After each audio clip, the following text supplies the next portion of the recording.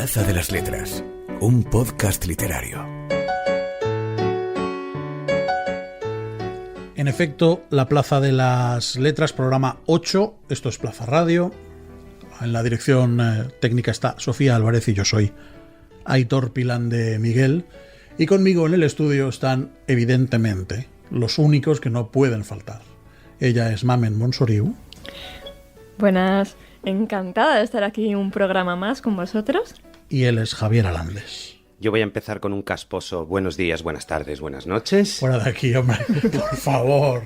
Y oye, aunque esto sea atemporal como formato podcast que es, menuda temporada tan intensa llevamos entre ferias, presentaciones y demás. Es una maravilla. Yo tenía muchas ganas de volver al estudio, porque es verdad que el programa en directo fue muy divertido, fue muy bonito, fue algo muy emocional para nosotros, pero yo soy una ratita de estudio y yo tenía muchas ganas de volver al estudio, lo reconozco. Hablando de ratita, ¿cuál es el clásico de hoy? Pues ahora mismo lo desvelamos. La Plaza de las Letras, el podcast literario de Plaza Radio.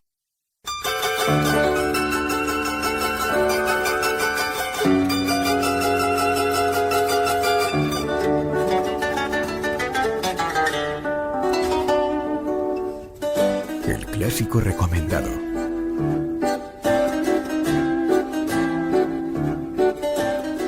Hoy en el clásico cambiamos un poco porque no es clásico, sino clásica, y además no vamos a hablar de un libro per se, de una publicación per se, sino hablaremos un poco de la figura literaria de posiblemente la poetisa más importante de la historia de Estados Unidos.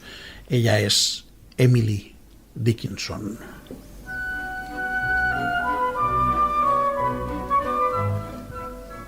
Rara como un piojo. Bueno, ahora discutiremos. Bueno, pero... no es un titular falso. Pero me parece que has comentado muchas novedades. Tenemos clásica. No hablamos de una obra en concreto, sino de un título en concreto, sino de una obra global. Y además abordamos un género que hasta ahora lo habíamos tocado poco, que es la poesía. Con lo que es una maravilla el que la clásica de este capítulo sea Emily Dickinson. Emily Elizabeth Dickinson nació en Massachusetts el 10 de diciembre del 1830 y murió el 15 de mayo de 1886. Procedía de una familia de prestigio y poseía fuertes lazos con su comunidad. Tras estudiar 7 años en la Academy de Hampstead, asistió brevemente al seminario femenino Mount Holyoke antes de regresar a la casa familiar, donde se encerró.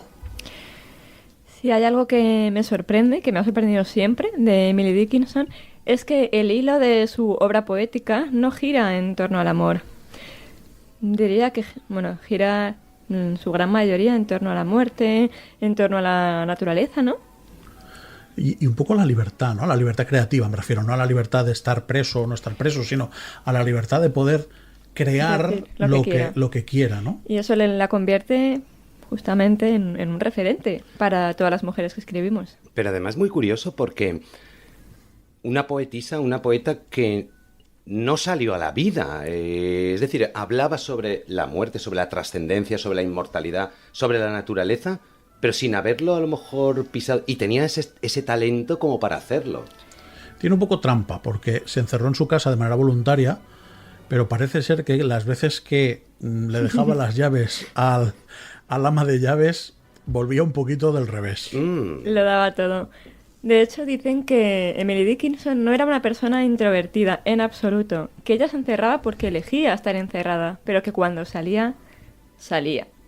Una cosa que a mí me resulta muy curiosa es que durante su vida apenas se publicaron poemas, y los que se publicaron fueron absolutamente tergiversados por los editores de la época, que ya les costaba entender que una mujer escribiera, y que claro, escribiera tan bien, pues ya era como, para ellos era como el 3+2. Aquí tiene que haber trampa, ¿no? Y buscaban lo que no había. Bueno, cambiaron prácticamente todo lo que publicó, que fue muy poco en vida, hasta que finalmente... ¿Cuánto, Aitor? ¿Cuánto? No llega a una docena de poemas. De los 1800 que tenemos actualmente en vigor. Es terrible. Terrible. Quizá, y esto es su opinión, quizá publicó tampoco porque se encerró de manera voluntaria. y mantuvo en secreto su creación literaria hasta que Lavinia, su hermana, lo descubrió? Yo creo que es un ejemplo de una persona que verdaderamente escribía para sí y no para los demás. Por eso no tenía esa necesidad de publicar. Claro. Ella además proviene, como bien has comentado, Aitor, de esa familia prominente. Su padre llegó a ser senador y congresista en Estados Unidos. Pero aparte de una familia de unas creencias protestantes muy arraigadas, donde además el papel de la mujer era un papel muy secundario, donde estaba mal visto que las mujeres acudieran solas a determinados sitios, que no fuera el té de las 5 junto con el resto de damas. Y ella parece... pleno siglo XIX, Claro. es que estamos hablando de hace 200 años. Pero incluso pleno siglo... Ella nace incluso preguerra de secesión de Estados Unidos. Entonces ahí hay una serie de valores que parece ser que marcan también todo ese comportamiento que ella pudo tener o toda esa vida social que pudo tener. Hay una parte de su vida que a mí me gusta mucho, que es que con su padre, bueno, al ser su padre también, bueno, al estar tan metido en la literatura, en las obras, dicen que en las cenas familiares prácticamente solo se hablaba de libros, que ella en su casa tenía todas las conversaciones que necesitaba. Por eso quizá tampoco necesitaba salir, ¿no? Porque dentro lo tenía todo. Pero que sin embargo su madre pasaba olímpicamente de todos esos temas, no le interesaba nada, era fría. Pero Emily no tenía nada en contra de su madre, sino que decía, bueno, pues con mi padre comparto la ambición por los libros y con mi madre comparto otras tareas, como por ejemplo la jardinería. ¿Qué hace Emily? Hace una cosa preciosa, que es que al final acaba aunando en sus proyectos sus dos pasiones. Ya hablaré de eso ahora. Sí, tenemos un par de ediciones en el estudio que luego haremos fotos y colgaremos en las redes sociales, ya lo sabéis, @laplazadelasletras en Instagram. Nos podéis encontrar, pero como digo, fue en 1886, después de muerta la poetisa, cuando Lavinia, la hermana menor, descubre los poemas que guardaba. Bueno, Igual problema también tenía alguno, ¿eh? Alguno tenía a la fuerza, sí. Pero no fue hasta 1890 cuando Thomas Wentworth Higginson y Mabel Loomis Todd se arriesgaron a publicar sin cambiar los poemas de Emily Dickinson. Además, Lavinia, que como tú bien has dicho, Aitor, juega un papel fundamental en toda esta historia porque es la que rescata la bibliografía. Dice una frase cuando consigue reunir todos esos poemas y parece que ella ya era conocedora de algunos de ellos, pero dice: la poeta lírica más memorable de Estados Unidos ha vivido y muerto en el anonimato. Qué preciosidad. Esas no son las palabras de una hermana, ¿eh? Son las palabras de verdad de alguien que ama las letras de la hermana. Correcto. Y bueno, ya como un poco más de salseo. Bueno, vamos a contar dos cosas. La primera, mucho salseo, ¿eh? que ella tenía dos personas favoritas. Una era su hermana Lavinia, que era su confidente, y otra era una vecina a la que también consideraba su hermana. Pero se ve que las familias no se llevaban muy bien y tenían que tener una amistad como en secreto. ¿Por qué es esto? Porque se refiere a ella en un montón de poemas. Ella dice: yo no tengo una hermana, yo tengo dos hermanas, pero solo comparto sangre con una. Y después, lo otro que tenemos que contar es que Lavinia, que Emily Dickinson tuvo una relación especial con un profesor, ¿no?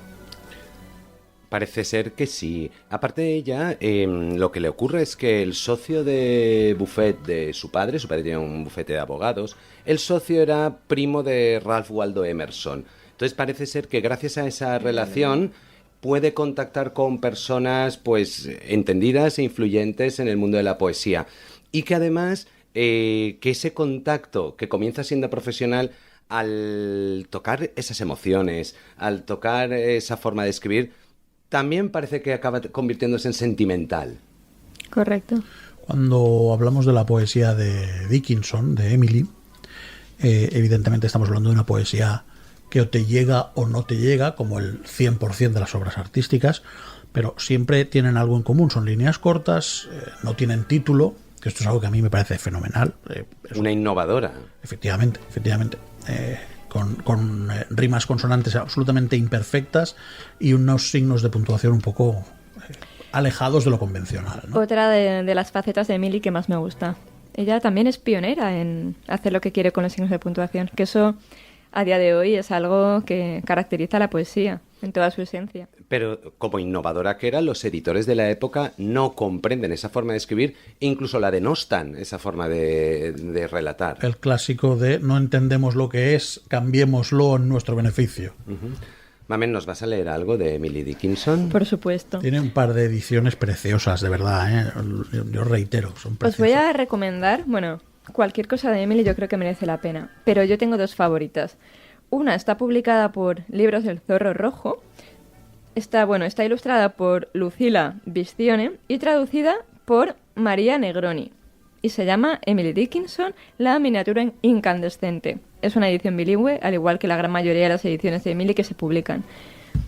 Y luego hay uno que se llama Herbario Poético, porque es una recopilación de poemas, también en ambos idiomas, junto a una recopilación de las hojas que iba encontrando, plantas que iba encontrando ella en su jardín. Bueno, una faceta inspira a la otra y el resultado es una preciosidad. Aquí un ejemplo. Para hacer una pradera es necesario un trébol y una abeja. Un trébol y una abeja. Y un ensueño. Bastará solo con el ensueño. Si abejas hay pocas. Reflexionando antes del programa con Aitor sobre este poema, a mí me dice muchísimo porque ella insinúa que el ensueño es la actitud, ¿no? La actitud de cambiar el mundo, de mejorarlo. Y es verdad que con una persona, que en este caso es el trébol, que quiera cambiar el mundo, se podría construir una pradera. Que las abejas son realmente las ganas de cambiarlo. Pero ella dice, si abejas hay pocas. Claro, es que ese final, a mí lo que me lleva, porque al final la poesía es subjetiva, como casi todo en la vida es subjetivo, a mí me lleva a pensar, vale, mi estándar de relación con la sociedad, y estoy intentando ponerme en la piel de una joven veinteañera en el siglo XIX, abejas hay pocas, me encierro en mi casa porque tengo un estándar tan alto que lo suplo con los libros, lo suplo con la botánica, lo suplo con inmensas conversaciones en la biblioteca con papá. Al final abejas hay tan pocas que a mí con esto me vale. No mareéis. Se le atribuye una frase de una manera apócrifa, pero sí que dicen que es de Emily, que decía, si tengo la sensación física de que me levanta la tapa de los sesos, eso es poesía. Me encanta. Yo creo que es muy difícil decirlo mejor, ¿eh? Uh-huh. Muy difícil. Voy a leer otro pequeño poemita. Querido Marzo, entra. Qué contenta estoy. Te esperaba antes. Quítate el sombrero. Debes de haber caminado mucho. Te falta el aliento. Querido Marzo, ¿cómo estás? ¿Y el resto? ¿Dejaste bien a la naturaleza? Oh, Marzo, sube las escaleras conmigo. Tengo tanto que contarte. Bellísimo, ¿eh? Maravilloso, bellísimo. Permitidme una pregunta para terminar el clásico de hoy, evidentemente con la recomendación de lean a Emily Dickinson. ¿Habéis visto la serie de Apple Plus de Emily Dickinson? No. Yo no la he visto y la tengo en la lista de pendientes, Aitor. Lo que sí que vi fue en su día, en 2018, Wild Nights with Emily, que habla también de una presunta relación con su cuñada, una relación sentimental con su cuñada, dentro de todo el salseo del que tú hablabas. De hecho, cuando la cuñada fallece es cuando ella empieza a incluir la muerte de forma recurrente en sus poemas. ¿Correcto? ¿Es verdad? Sí. ¿Tú la has visto la serie y todo? No, tengo que verla, pero es que al final la vida te atropella. Sí. Pero vamos, Emily Dickinson, la clásica de la Plaza de las Letras de hoy. La Plaza de las Letras, el podcast literario.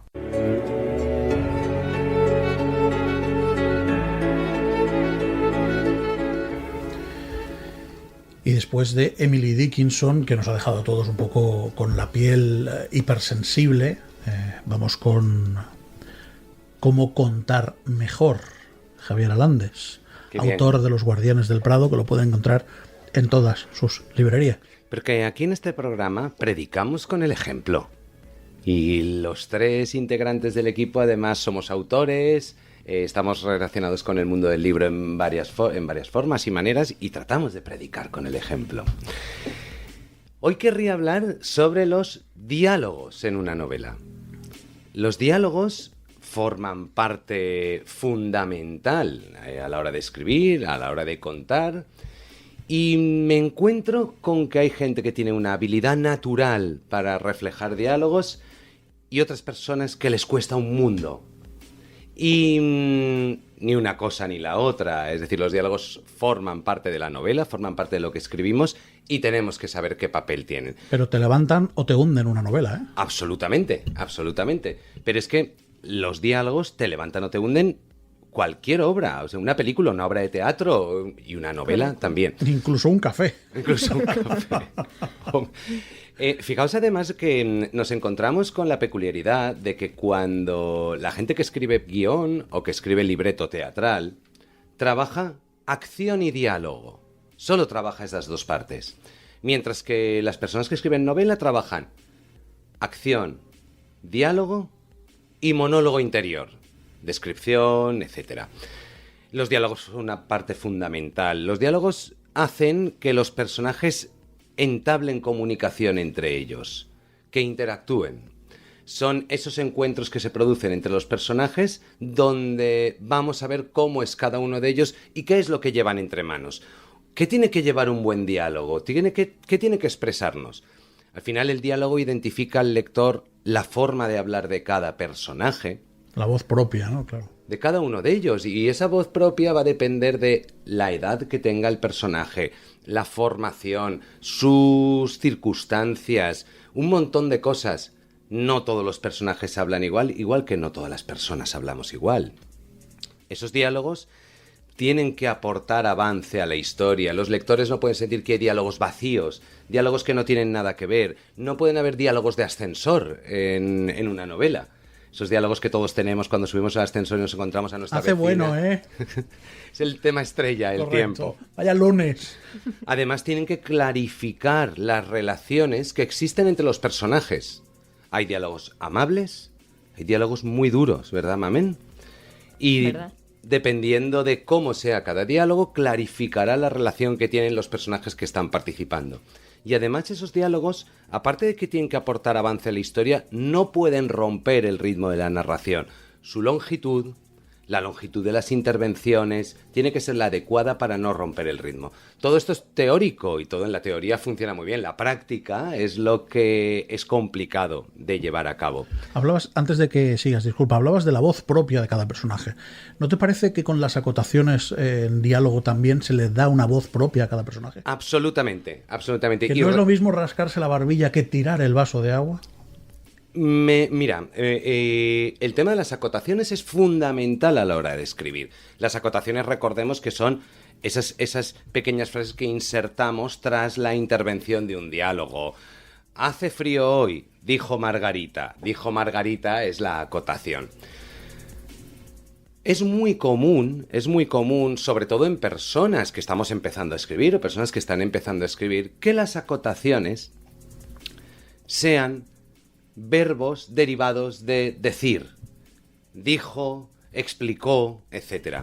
Yo sufro cuando esas acotaciones están llenas de el verbo decir o sus sinónimos, porque estoy padeciendo a ver cuál es el siguiente sinónimo que encuentra la persona escritora. Y entonces me encuentro con que en 3 páginas de diálogo me encuentro con dijo, contestó, espetó, manifestó, declaró, expuso, explicó, afirmó, aseguró, sostuvo. Y estoy padeciendo porque... Porque se le acaban. Claro, los sinónimos se acaban. Pero porque además... No hace falta tampoco. Muy bien. Yo creo que a la hora de escribir tenemos que pensar también un poco en imágenes. Es decir, ¿cómo sería ese diálogo si lo viéramos en una película? No habría una voz en off que nos dijera, dijo Vito Corleone. No. Vito Corleone tendrá una intervención, voy a reunirme con... Y en esa intervención cogerá una naranja, moverá su taza de café, se levantará de la silla. Las acotaciones no tienen por qué ser obligatoriamente el verbo decir o sus sinónimos, sino que cuando añaden acciones le estamos dando mucho más contenido al personaje, le estamos dando mucho más contenido al subtexto de la conversación. Y sobre todo, no tratar al lector como si fuera idiota. No hace falta decirle al lector que lo dijo Margarita, porque caramba, lo dijo Margarita. El lector, Mamen, que seguro que lo has escuchado otras veces, no se trata de decirle cuántos son 2 más 2, sino que el lector sume 2 más 2. Correcto. Últimamente leo varios libros en los que me cuesta y tengo que volver atrás para ver quién está hablando, porque es cierto que cada vez se está prescindiendo más de estas acotaciones que comentas, ¿no? Bueno, yo es que es increíble lo que aprendo con vosotros, no os haríais una idea, pero es cierto. ¿Cuántas veces he leído dijo, suscitó, reflexionó. Dices, ya está bien, por favor, ya está bien. Además, nos encontramos con esto que tú has comentado. Es muy habitual y sobre todo, pues en gente que domina mucho la escritura o en gente que está empezando, el prescindir de determinadas acotaciones, con lo que se genera un diálogo largo, una sucesión de guiones que llega un momento que te puede perder. Sí. Eso, la persona que está empezando a escribir lo soluciona con un dijo Luis, contestó Pedro. Sí, pero es que esa acotación en un diálogo de Efectivamente. 15 líneas de diálogo, ya no te hablo de más, te hablo de 15 líneas de diálogo, de contestaciones rápidas, que le dan mucha viveza a la narración. Como metas una acotación de dijo Luis, espetó Margarita, lo que haces es que el lector te lo llevas, pero te lo llevas a Botswana. Y cortas el rollo. Imaginaos Totalmente. una conversación seria, una conversación importante en la narración. De repente, dijo Luis. No, Claro. Es que te saca completamente. En cambio, cuando están en esa conversación seria, ¿no? se echó a llorar. He pensado que voy a desheredarte. Giró su rostro hacia la ventana. Hemos explicado en una frase, no nos ha hecho falta decir el verbo decir, dijo, no nos ha hecho falta utilizar ninguno de sus sinónimos, y además la acción de girar el rostro ya nos está indicando un subtexto de sé que te estoy haciendo daño, Correcto. pero no me importa o lo estoy haciendo adrede. Yo hubiera puesto otra acotación. Dispara. Sé que he pensado que voy a desheredarte. Levantó sus ojos y los fijó en los de él. Muy bien, pero tampoco has utilizado ninguna versión de decir, No, ningún no. sinónimo. Has utilizado una acción que refuerza ese diálogo. Pero el desafío ahí. Y refuerza y reafirma la voz de cada uno de los Claro, personajes. y- que en este y- caso serían dos personas completamente diferentes. Claro, no es lo mismo. Te voy a desheredar y voy a mirar a la ventana que te voy a desheredar y te planto los ojos porque me das igual. Fíjate. O porque quiero hacerte daño. O porque quiero hacer. Qué interesante. A, te miro a los ojos. B, miro hacia la ventana desentendiéndome. C, miro al suelo. Uno es desafiante, el otro es desentendido, el otro es tímido. Y esta es La voz propia, claro. Claro. Ahí Y está. es la acción de cada uno de esos protagonistas. Permitidme que, ya que estamos hablando sobre escribir y contar bien, que hablemos sobre la puntuación de los diálogos cuando los utilizamos a la hora de escribir. Interesantísimo.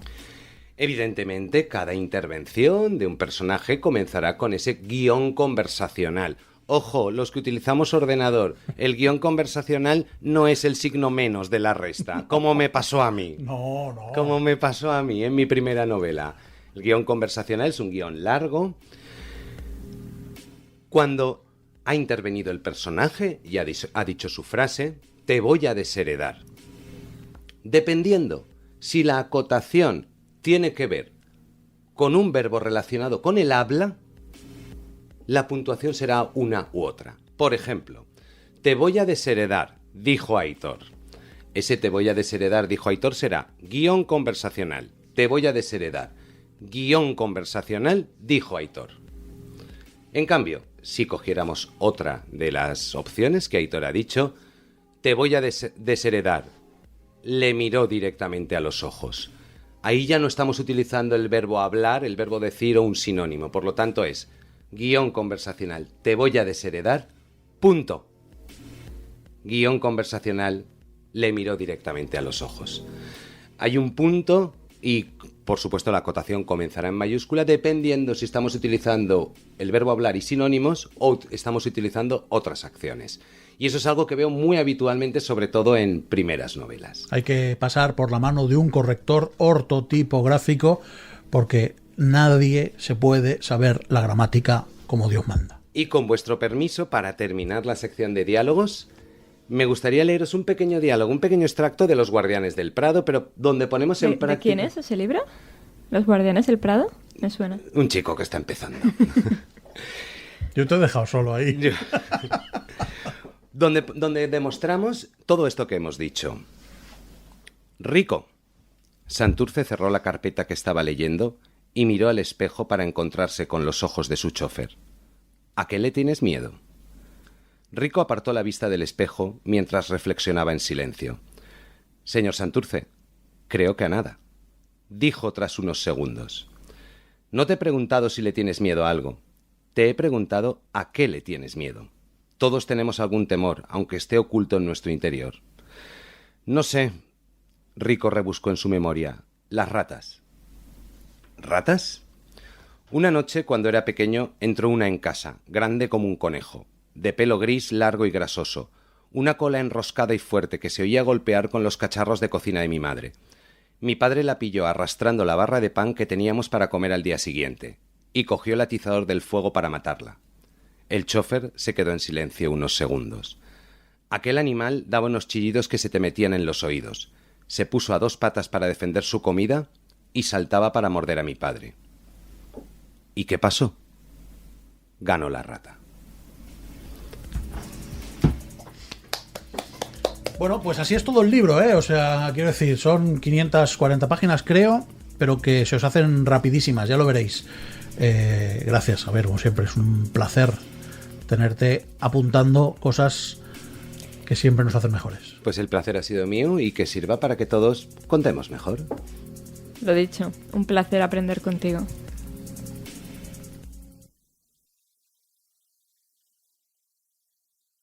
La Plaza de las Letras, el podcast literario de Plaza Radio. La importancia de los diálogos y qué bien nos lo cuenta siempre Javier Alandes. ¿O no? Eso intentamos, ¿verdad, Hitor? Y lo que es importante es que al final todos esos consejos vayan calando. Os voy a decir unos cuantos nombres, a ver qué os parece.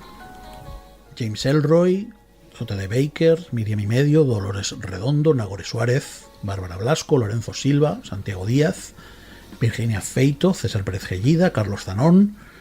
Así de repente, toda esta plétora de autores, ¿a dónde os lleva? ¿Eso es los Globetrotters o es algún All-Star? Y yo de pelota. Todos estos autores han pasado por la capital del Turia porque se ha celebrado un 10º aniversario muy interesante, que es el 10º aniversario de Valencia Negra. Y con nosotros los tenemos, a Valencia Negra, tenemos a Santiago Álvarez y a Jordi Llobregat. Muy buenas, gracias. Hola, ¿cómo estamos? ¿Qué tal? Encantados de estar aquí. Bueno, pues muchísimas gracias por venir. Ya ha pasado el festival, ya habéis podido dormir al menos un par de noches, entiendo. Bueno, más o menos. No sé, él quizás. Pero una vez acaba el festival, si no dormís es porque no queréis. Ya no es responsabilidad. Es la costumbre, es la costumbre. Hay resaca.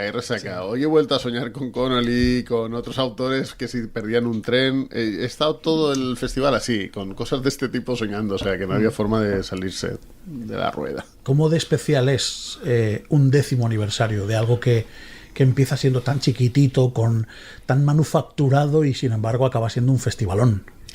Bueno, pues significa por un lado cumplir sueños que teníamos, diversos, de mucho tipo, ¿no? Desde que de ver a grandes autores que uno admira a verlos aquí en Valencia y verlos rodeados de 400 personas, por ejemplo, ver a la gente de Valencia realmente interesada en esto, ¿no? En los libros, en las historias, en los grandes autores y en los no tan grandes también.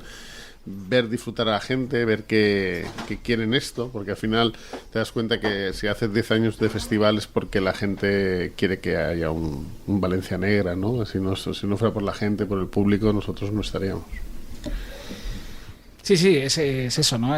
Siempre nuestro meta siempre fue hacer un festival que sea eso, un festival, un lugar donde se festeja la cultura, donde más allá del género negro se trata de penetrar, digamos, en el corazón y el espíritu de los espectadores, sin los cuales no podemos tener festival, ¿no? Tenemos un gran equipo que trabaja incansablemente en el festival, pero desde luego si no estuviera la gente no estaría aquí. Y desde luego creo que Jordi y yo coincidiremos en que no sospechábamos hace 10 años que estaríamos 10 años después aquí sentados hablando contigo de esto. Antes de darles paso a Javier y a Mamen, yo quiero haceros posiblemente la pregunta más difícil que se os puede hacer. Ajá. Y es, ¿cómo descartáis a los autores? Gran pregunta. Mira que eso es ahí toma tal, Eso está ¿no? bien, ¿no? Está bien. Bueno, depende de lo que nos paguen. Esa. Bueno, es El que menos paga, es una magnífica respuesta, el claro. que menos paga no viene al Bueno, festival. la programación es una... La programación tiene dos cosas. Una, yo siempre digo a todo el mundo, mira la programación. O sea, mira el nivel de la programación. Entonces, claro, nosotros intentamos que el nivel siempre sea máximo. Y luego, por otro lado, hay un montón de cosas que no se pueden prever. Temas de agenda, temas de posibilidad, temas de días, demás. y es un gran Tetris. Tú piensas que tenemos, este año hemos tenido más de 84 actividades, me parece. O sea, no es fácil, no es... bueno, tú si no puedes el viernes, pues el sábado. No, es mucho más complicado que eso. Entonces es una tarea que lleva mucho tiempo, que se hace con mucho cariño y que para nosotros es un producto del festival, el programa. Entonces es una cosa muy importante, ¿no? Entonces, autores de novela negra para el año que viene, Joselito o 5J mínimo, ¿no? Hombre, no es que sea Joselito 5J, pero desde luego el público de Valencia Negra espera. No, hablaba de sobornos. Ah, de sobornos. Ah, bueno, sí, no, sobornos. No, en metálico. No. En metálico que no quede huellas, digamos. Lo que ocurre es que con toda esta nómina de autores y autoras que acaba de comentar Aitor, evidentemente es maravilloso que estén aquí en Valencia, pero vienen porque el festival tiene una credibilidad. Porque vosotros habéis trabajado esa credibilidad durante estos 10 años. Es decir, ¿cómo se consigue el generar esa credibilidad para que alguien como Connolly, Elroy, J.D. Barker viajen hasta Valencia para estar con vosotros? ¿Cómo se consigue eso? Bueno, es que el festival tiene dos caras, ¿no? La cara pública, digamos, donde están las actividades, la gente las disfruta, y luego está la cara, la parte como un iceberg, ¿no? En realidad la parte oculta, que es la de organización, donde hay un trabajo de muchos meses, que hay un trabajo muy serio, con mucho equipo, se trabaja muy bien la comunicación, se cuidan mucho los autores porque vienen a promocionar sus libros deben estar presentes, se hacen muchas cosas que muestran una seriedad que da confianza a las editoriales y bueno, o al menos conseguimos que tengan esa confianza de que es un buen lugar. Volvemos al público. Si no hubiera respuesta del público tampoco valdría para nada. Es decir, las editoriales pues van a Madrid a hacer un acto, igual tienen 20 personas para ver a un grande, cualquiera que penséis ha tenido un acto así. Igual llegan a Valencia Negra y se encuentran a 300, ¿no? Entonces, claro, es el impacto que se tiene también de Valencia y eso pues... pero sobre todo yo creo que, y esto lo podemos decir, es que hay un trabajo buscando ser lo más profesionales posible, lo más serios posible y dar respuesta a todos los autores que vienen.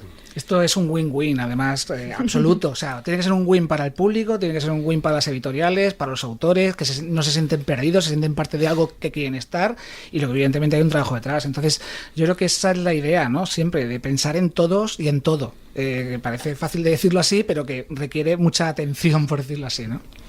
¿Qué destacaríais del 10º aniversario con respecto a los anteriores? Bueno, este ha sido muy especial porque ha sido justo después de 2 ediciones de pandemia, ¿no? De confinamiento pandémico, ¿no? Y claro, ya de por sí podía haber sido diferente si hubiera sido normal, pero íbamos en esa línea antes de la pandemia y hubiera sido menos diferente de lo que ha sido. Ha sido, evidentemente, la gente se ha liberado muchísimo más. Es verdad que intentamos, excepto el primer acto, hacerlo también pues en el claustro ahí del Centro de Cultura del Carmen, para que la gente estuviera más tranquila.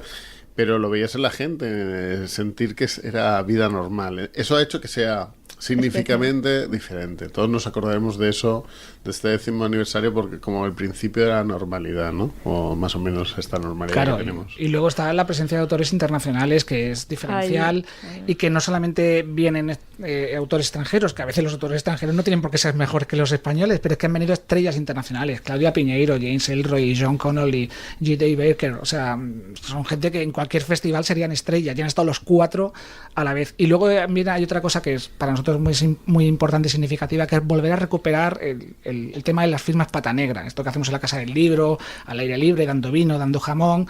Es eso, ¿no? Lo de recuperar la fiesta, recuperar lo que éramos hace unos cuantos años, antes de la pandemia, y yo creo que la sensación se ha transmitido a la gente. Ha habido un entusiasmo que nosotros no fabricamos, que lo fabrica la gente porque tenía ganas de recuperar eso. Yo estuve el día 14, sábado por la tarde, en el claustro de ahí del Carmen. ¿Sí? Y creo que fue lo más parecido a un festival de música, pero trasladado a la literatura que he vivido. Es decir, había un fervor, un entusiasmo, lo pasamos bien. Nos lo pasamos muy bien. El público. Vosotros no sé cómo lo pasáis. No, también, nosotros lo disfrutamos. Sí, claro. Sí, a la vez que llevas los pantalones manchados. O sea, las dos cosas. Claro. Estás ahí en una tensión a la vez que estás disfrutando de lo que está pasando, porque está funcionando lo que tú haces, ¿no? Pero fundamental es lo que tú dices, ¿no?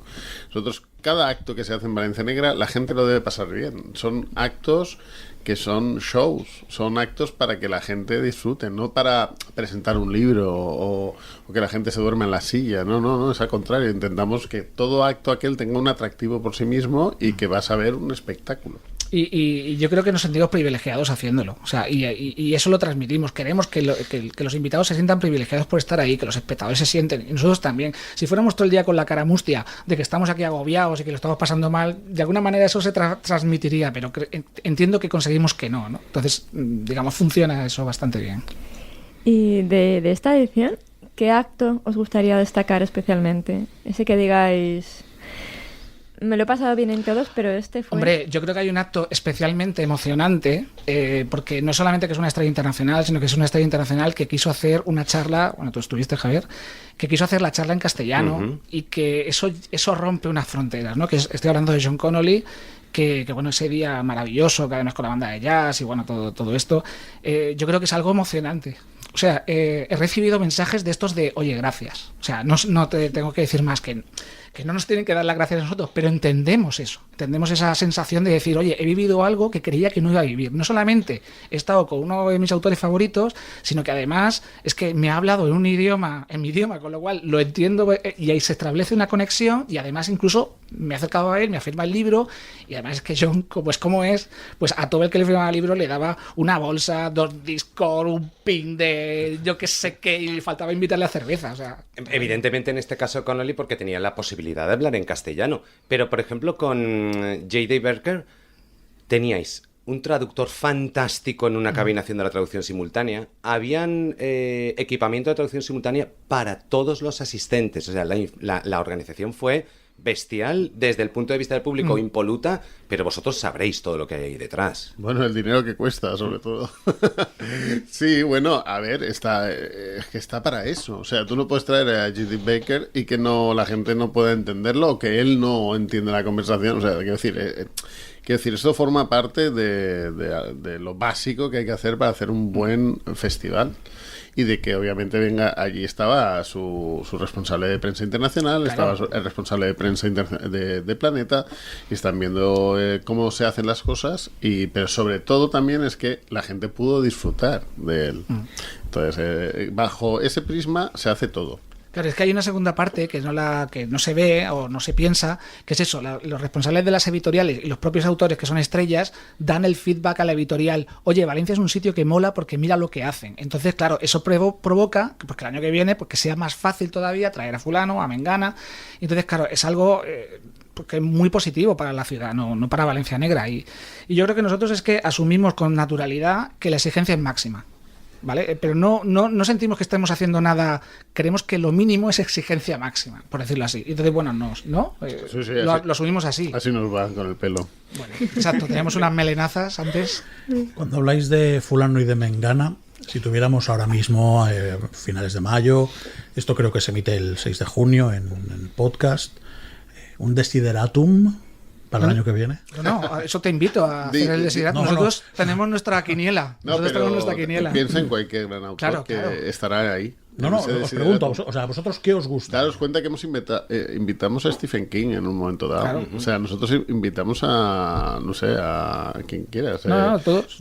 A todos. O sea, todos los que faltan, igual que no han pasado por Valencia, pensar que son candidatos a venir. O que algunos que han venido ya pueden volver a venir, por supuesto. Por supuesto. De eso sí. ¿No? O sea, de hecho, con algunos autores además mantenemos una relación con Pierre Lemaitre, el mismo Connolly, o algunos autores internacionales que quieren volver, que eso también es... Jimmy dijo que quería volver. Bueno, sí, tuvimos además... Jimmy Selroy. Eso fue un momento especial con él. Tuvimos que nos llamó a Bernardo, a Santiago y a mí para darnos las gracias y decir que la próxima novela de él quería estar aquí y tal.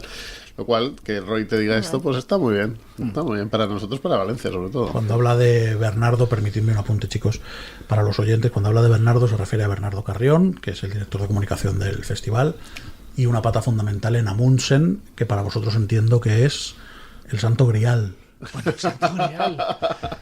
No sé lo que es el Santo Grial. Santo Grial está ahí en la catedral, ¿no? Así es. Así es. No, bueno, Amundsen y su laboratorio cultural es una entidad que genera muchos productos culturales. Valencia Negra posiblemente es el más importante. Iba a decir el Titanic, pero No, buena idea, no es buena idea. Pero tenemos, aparte de ahí, surgen otros proyectos que van en la misma línea que nació Valencia Negra. Sí, de hecho, dentro de... Bueno, si esto se emite el 6, a los pocos días tenemos con Veterica Histórico Noir, que empieza el día 9, y de hecho Javier va a estar allí, o sea que... Y será un placer, muchísimas gracias por la invitación. El domingo por la mañana tuve la oportunidad también de estar en las firmas Pata Negra, ahí en la calle Ruzafa, y el hecho de tener en apenas unos metros, sentados en mesitas como si estuvieran tranquilamente un vasito de vino, a Dolores Redondo en la misma mesa que César Pérez Gellida, a Barker, que creo que estaba, no recuerdo si estaba con Virginia, con Juan, estaba Connolly allí. Además, con una especial atención también hacia autores valencianos, porque teníamos a David Orange, a Miriam, a la autora de Las manos tan pequeñas, a Marina. Sí, Marina San Martín, que ganó el premio. Y el que los lectores podamos acudir, verlos tan cerca, charlar, hacer la foto, que la gente que pase por la calle diga, ostras, ¿qué está pasando ahí? Porque pasaba eso. Claro. Eso es de un valor incalculable, o sea, ese intangible es incalculable. Bueno, a nosotros nos parece normal en el sentido de que hay que sacar a la calle las cosas, hay que la gente tiene... Nosotros no aspiramos a atraer lectores. Ya están los lectores, aspiramos a los no lectores, a gente que vea el libro de otra forma que un objeto peligroso que ocupa un sitio que no debe ocupar, ¿no? En la casa. Y son de esas formas, ¿no? Acercar a autores que no, con los cuales pegan una charla y de repente les parece muy interesante y encuentran de repente una gran historia que disfrutan durante días de ese autor, etcétera, etcétera, ¿no? Y esas clases de actividades donde dábamos jamón ¿sabes que dábamos jamón y vino? Sí, presentados un libro dedicado. O sea, había un intercambio, ¿no? Y aquí pues aparece mucha gente que dice, mira, he comprado 3 o 4 que no pensaba comprar, me los llevo para casa y el festival continúa en casa. Eso es lo más bonito. Claro, porque leer es una actividad solitaria. O sea, la haces solo. Normalmente no lees con más gente, ¿no? Entonces, claro, no es como el teatro, no es como la danza, no es como otro tipo de artes. Entonces, existe un desafío en sacar a la gente de casa. O sea, ¿por qué motivo vas a dejar de estar en tu casa leyendo y vas a venir aquí a ver algo que, bueno, tenemos que darte algo? Entonces, siempre la idea es pensar de qué manera podemos hacer esa transferencia, ¿no? Y es lo que pensamos en todas las actividades. Hicimos concierto con Asesinato, por ejemplo, con Miquel Santiago, y más cosas, y más cosas que haremos en el futuro, tratando de hacer eso, que el libro ya lo tienes. Te tenemos que dar algo más, es eso. Bueno, para concluir, felicitaros por esta súper organización. Me ha gustado especialmente lo que habéis dicho de que esto es un win-to-win. Todo el mundo gana el autor, gana la editorial, y que gana sobre todo Valencia como ciudad de actos culturales, como ciudad donde te puedes acercar al autor de una manera diferente. Y yo te quería preguntar a ti, Santiago, ¿cómo has compaginado Valencia Negra con la Feria del Libro, con tu novela recién salida del horno? Pues mal. Pues por lo que parece desde fuera no está mal. No lo he compaginado mal. Simplemente, bueno, pues que tienes que estar con la agenda y tal. Aquí a Jordi lo he tenido un poquito nervioso porque dice, vas a demasiadas firmas. A mí me tenías que preguntar, a mí. Exacto. Y se me olvidó decir una cosa que es importante con el win-win que dices, que lo importante para la ciudad es que también nosotros no pensamos en todo esto que hemos dicho, sino también pensamos o intentamos pensar lo más posible en las bibliotecas, en las librerías. Todos esos agentes son absolutamente fundamentales. Si a una biblioteca le va bien, si a una librería le va bien, a nosotros nos va bien. O sea, eso es evidente, ¿no? Entonces, esa es la atención, ¿no? Y bueno, la promoción bien. De Muerde Almas. La novela se llama Muerde Almas, la vamos a sortear en nuestras redes sociales, la va a firmar hoy, no se va de aquí sin firmarla. Pero antes, muchísimas gracias, Jordi, Santiago, por venir. Esta es vuestra casa. Bernardo ya sabe que esta es vuestra casa, esperaba verlo, le tiraremos las orejas. Bueno, muchas gracias a vosotros, un placer. Un placer, por supuesto. Hasta la próxima. La Plaza de las Letras, el podcast literario de Plaza Radio.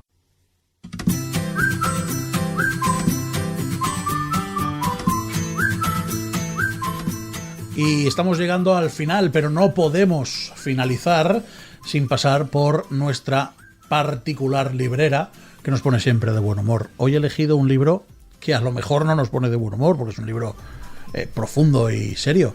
Pero, ¿de qué vienes a hablarnos hoy, Mamen?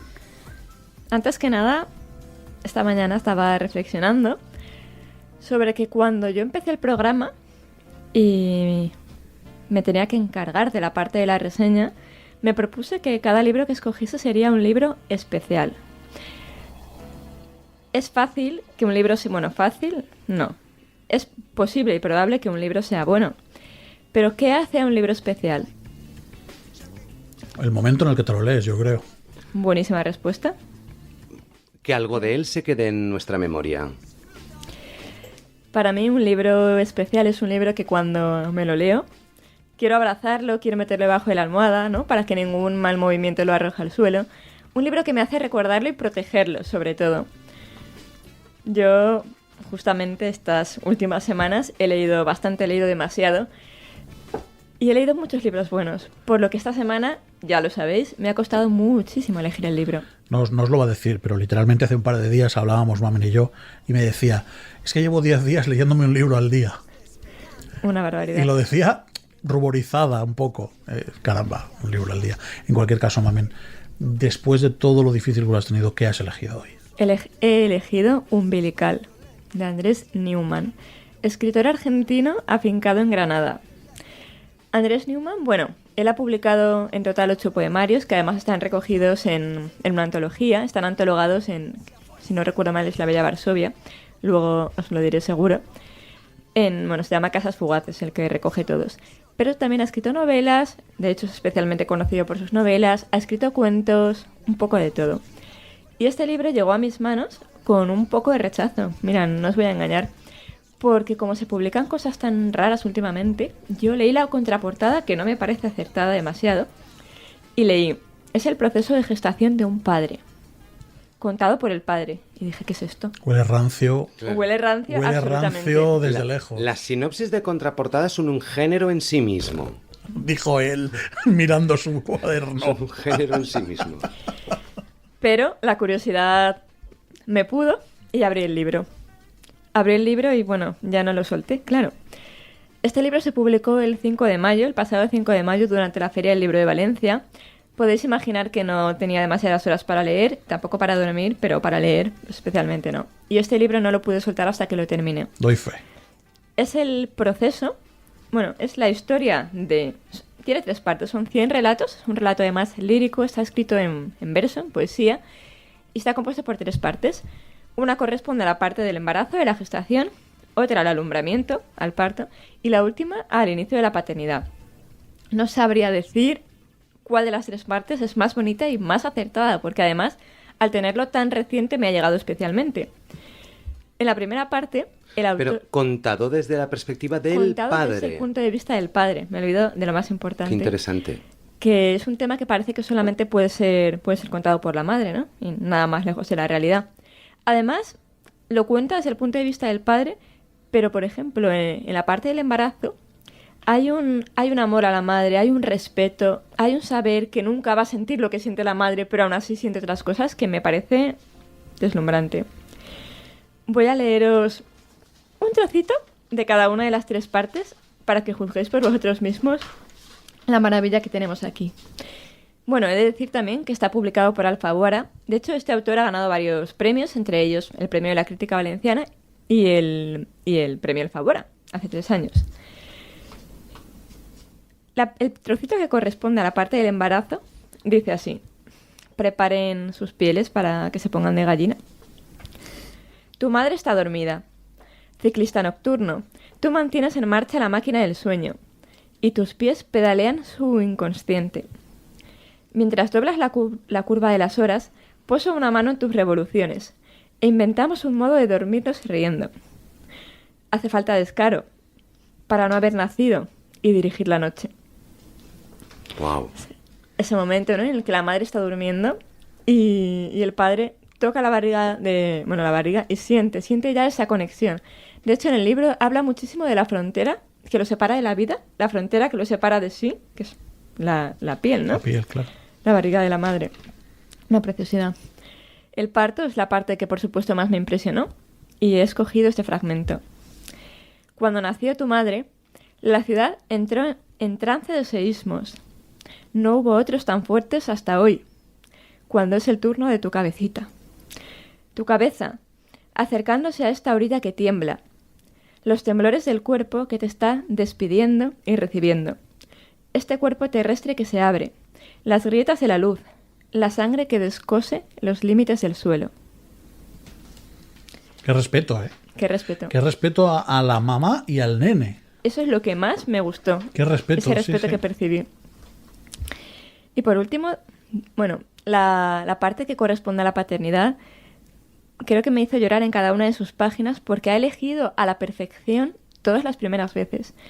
La primera vez que el niño se ríe. ¿Cómo te sientes cuando tu hijo se ríe por primera vez? Sabiendo que no se está riendo adrede. Es una sensación de saber que estás haciendo algo bien, pero al mismo tiempo que no se ha reído de lo que has hecho, porque se ha reído inconscientemente. Entonces es una sensación tan mágica. La primera vez que coges a tu hijo y os miráis al espejo y el niño se queda desconcertado, porque se está viendo a sí mismo, pero no sabe que es el mismo, no entiende nada. Esa primera vez es mágica. La primera vez que le oyes llorar y empieza la pregunta de... Mira, de hecho, esta mañana una clienta me ha dicho algo precioso, recomendándole precisamente este libro. Bueno, que le escuchas llorar y te planteas, ¿qué le pasará? Porque cuando ya eres adulto y lloras, sabes qué te pasa o puedes intuir. Pero cuando es niño, puede ser hambre, puede ser sueño, puede ser que algo lo tenga clavado en la espalda porque te lo has dejado apoyado sobre la cama. Pueden ser tantas cosas. Y esa incertidumbre de quiero saberlo, no lo sé, no puedo hablar. Y esta clienta me comentaba que luego esa incertidumbre se cambia por la de ojalá poder pasarme a mí ese dolor y que no lo sienta él, sentirlo yo. O sea, todavía no he llegado a esa parte, claro, pero debe ser también digna de un poemario. Entonces, de la parte correspondiente a la paternidad, he elegido esto. Tu alma entera es cuerpo. Un monje de los órganos. Catedralicio. Lloras con eco. Todo lo que te duele o te desvela proviene de un lugar desconocido al que ahora dirijo mis plegarias. Tus urgencias adquieren la altura del misterio. Si pudiera saber qué te hace daño, hijo, sería más que un padre. ¿Os parece precioso? Se lo recomendamos a todas aquellas personas todos aquellos hombres que desean ser padres o que ya lo son y que revivan todo eso y que nos congratulemos y atribuyamos esos méritos que Andrés nos cuenta. Es interesante, muy interesante, sobre todo porque denota, o sea, transmite muchísimo respeto. Profundidad. Sí, Sí. el respeto fue, yo creo que la característica que a mí más me ha impresionado y me ha gustado. Y yo, Javier, se lo recomendaría también a todas las madres, porque creo que a veces nos sentimos solas en esto de saber expresar lo que estamos sintiendo, ¿no? Yo creo que si el padre pues es un tipo así más duro, más tal, sientes ahí una soledad, un vacío. Entonces es muy bonito sentirte acompañada desde el punto de vista del padre. Yo justamente tengo esa suerte, ¿no? De sí poder compartirlo, pero hay tantas personas que no, que realmente el padre sí que lo está sintiendo, pero no sabe expresarlo. Entonces, hacer el regalo de alguien que sí que sabe ponerle palabras a esas sensaciones, a esas primeras veces, es un regalazo. Porque además, al menos en mi caso, como padre que soy, sientes que, sobre todo en el proceso del embarazo y del parto, que tu papel es un papel de... Secundario. Que tú es de ser guardián del castillo o ser conductor o ser... Y entonces es como que lo único que está a mi disposición es ser servicial. Cuando todos ese tipo de sentimientos existen, claro que existen, y que ayudan mucho también a la madre, a lo mejor el conocerlos o el saber expresarlos. Regalazo de libro y os voy a hacer otro regalo. Andrés Newman estará en la Plaza de las Letras. No me lo puedo creer, ¿en serio? Así es, será Gracias, dentro de unas semanas. Pues entonces tenemos muchas cosas que hablar Me con acabas de dar él la mejor noticia. sobre este umbilical. Vamos a leer un par de frases más porque mi cuerpo lo necesita. Mantén el pianito. Entonces me enamoro desesperadamente del azar que te ha hecho quien eres, que me ha transformado en este protector desprotegido. El día en el que te conviertes en padre, esto ya lo digo yo, te conviertes en protector también, pero desprotegido. Protector desprotegido. Es el momento en el que la vulnerabilidad empieza a asomarse por todos los poros de tu piel. Y todo te duele, todo te molesta, todo lo sufres, como no lo sufrías por ti, lo sufres por tu hijo. Y otra frasecita más, y ya con esto damos por finalizada la sesión de hoy. Mi hijo es un vampiro de ida y vuelta. La energía que absorbe es la misma que irradia. ¿Cuántas veces nos han dicho que un hijo te quita la energía y te da la vida? Es cierto. Todas. Pero en defensa de Andrés Neumann, de Umbilical, de Madres y Padres, es totalmente cierto. Desde el primer día que nace tu hija o tu hijo, pero yo que tengo uno de 17 y una de 13, puedo decir que sigo vivo.